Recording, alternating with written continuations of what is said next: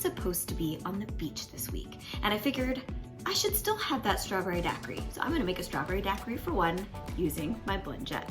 The recipe is super simple. All you need is some frozen strawberries. I have about 1.5 cups here.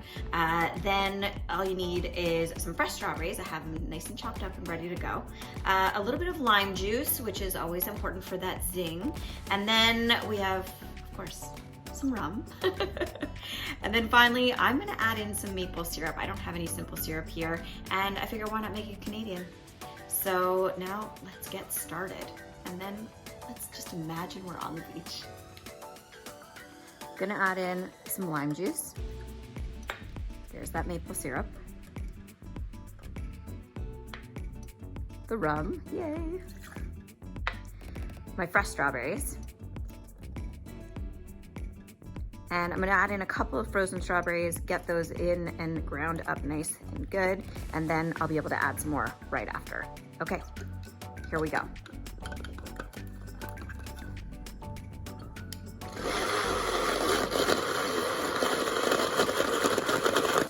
And just like that, with my blend jet, I'm ready for the beach. My strawberry daiquiri, super simple, and now it feels like I'm on vacation.